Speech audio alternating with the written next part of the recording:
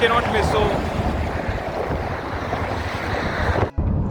what a perfect start to the day. We're driving down the Golden Gate Bridge. We're in a Lyft, which is like Uber, a very popular car app.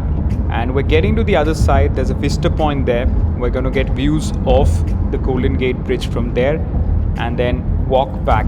It's almost a mile, about roughly 1.6 kilometers. So it should be a great walk.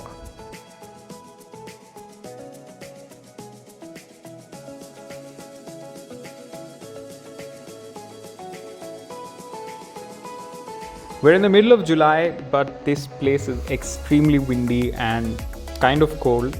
So we're like sort of hooded up, and that's what I would recommend all of you to do as well. San Francisco is cooler as compared to the East Coast. So please ensure you carry at least a jacket. And yes, this is quite a long walk, but certainly worth doing it. And along the way you'll find a lot of cyclists, so the other way to explore it is on a bike. So the Golden Gate Bridge was officially opened to cars on the 28th of May 1937. Today more than 100,000 cars cross this bridge every single day, so yes, that's a lot of cars. The entire length of this bridge is 1.7 miles, so if you're walking down the bridge, you're walking down 1.7 miles.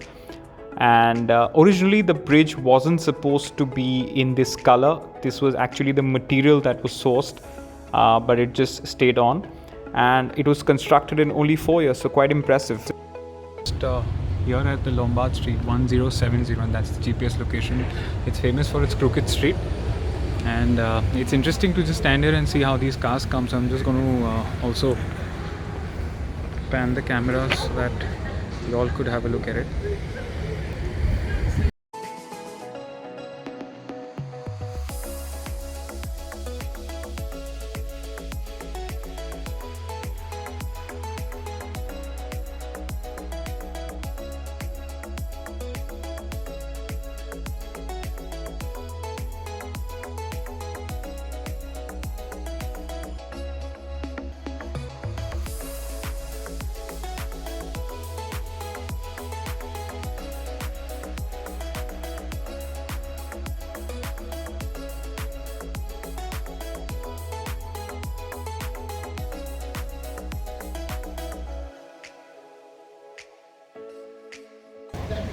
And now we're heading towards Pier 39. As the name suggests, this is the waterfront harbor area in San Francisco. It's quite popular. It's got quite a lot of restaurants and food options. Hey again everyone, so another way to explore San Francisco is through the waters because of such a large water body that it has.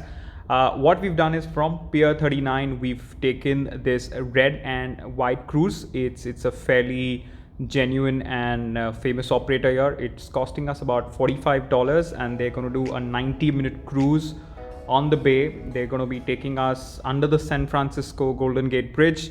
They're going to be showing us the Alcatraz Museum and kind of get us back. So I really sort of suggest that you do it, do like a boat cruise as well, just so you get like a different kind of view and perspective of the city.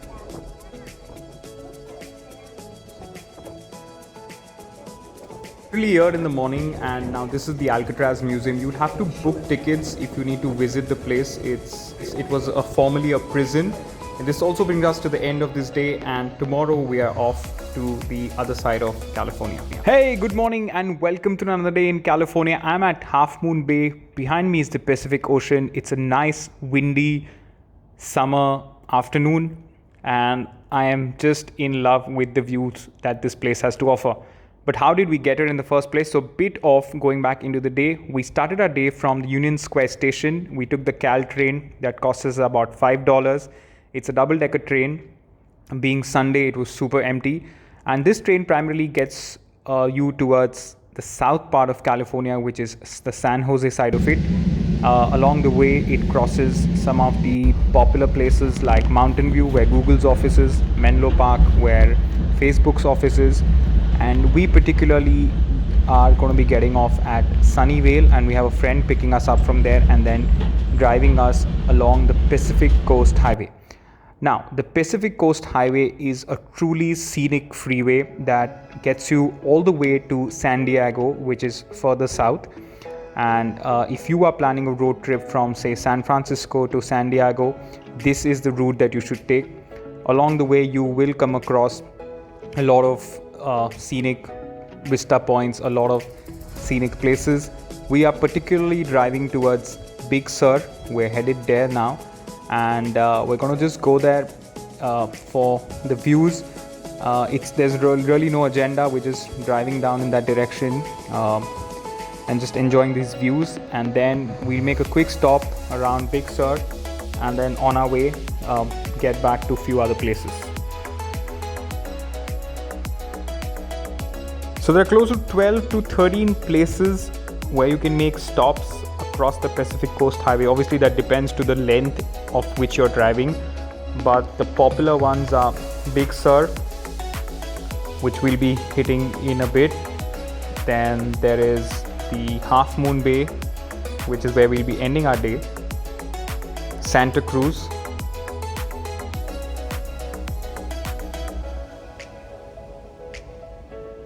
Carmel by Sea,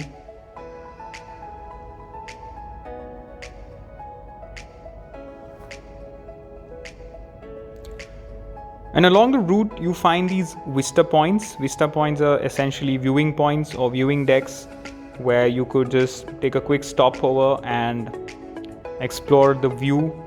Obviously great place for photo ops as always.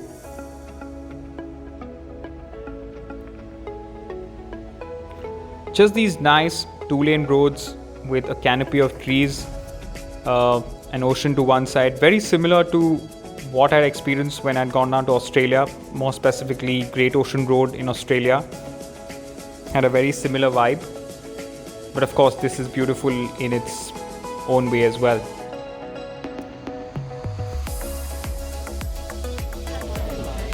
So we just stopped over at this place to get a view, and this is one of the oldest bridges, and again just can't get enough of that view.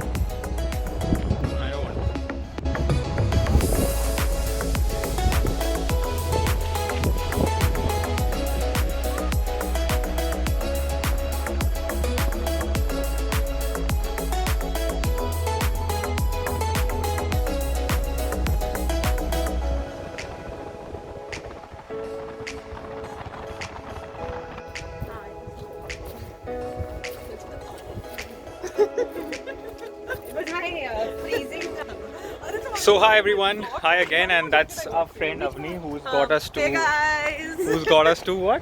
Carmel by the sea. She's been very kind. She's driven us around and got us to this Carmel by the sea. I don't think I'm doing a very good job, but And, I'm glad these guys like it. No, but that's nice of her. She drives a Toyota what? Prius. And, It's a cool car. It's a very cool car. I mean, Dubai kids will probably not really like it much, but yeah, because you don't know when it's on, but it's a cool car.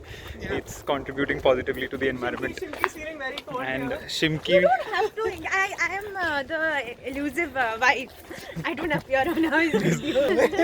Everyone, again, today's day is all about exploring the nature, exploring the wild, wild west. And we started off at Sunnyvale in California. We've literally driven up south across the Pacific Highway, saw Big Sur, then went down to Carmel by Sea.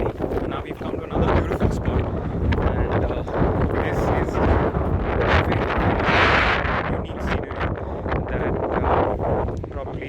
you find only in places like these, which are across the bay.